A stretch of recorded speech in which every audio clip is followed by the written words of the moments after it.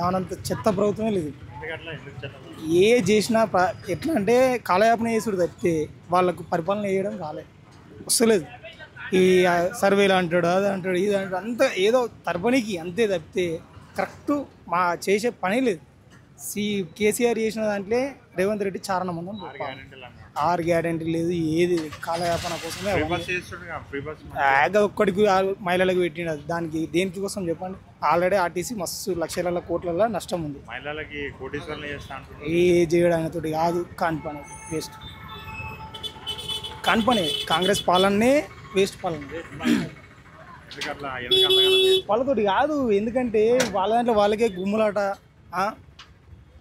ఐక్యత ఉండదు వాళ్ళకు. ఏది చేయలేదు. 2500 ఏడిచ్చిండు, ఒక 2 లక్షలు కొంతమంది చేసిండు, కొంతమంది చేయలే. 60% ఏమో చేసిండు ఆల్మోస్ట్, కొందరు ఏనే చేయలే. మళ్ళీ సంక్రాంతి చేస్తా అంటున్నాడు. ఎక్కడ చేసి కాదు ఒక్కటి 200 యూనిట్లు కరెంటు వచ్చిన వాళ్ళకి వస్తుంది. అది కూడా గ్యాస్ కూడా సబ్సిడీ అందరికి వస్తలేదు, అంతా 50-50 సగం సగం. ఏది ఫుల్ అందరికి వచ్చిందని ఒక్క కాంగ్రెస్ తోటి ఇంత బెనిఫిట్ ఉందని సర్టిఫికేషన్ అయితే లేదు.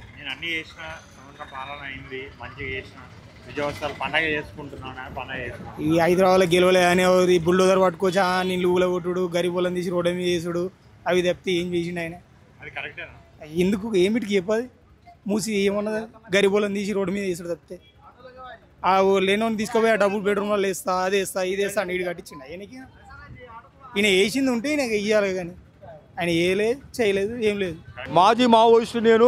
ఈరోజు చంద్రశేఖరరావు పరిపాలన ఎట్లుందంటే తుంట లెక్క ఉన్నది. కేసీఆర్ ఇప్పుడు రేవంత్ రెడ్డి పరిపాలన ఎట్లుందంటే మొద్దున ఎత్తుకున్నట్టుంది, తుంటెత్తేసి మొద్దున ఎత్తుకున్నట్టున్నది. ఈరోజు మహిళలకు ఉచిత ప్రయాణం అని చెప్తున్నాడు, దాని మీద ఎంత భారం పడుతుంది?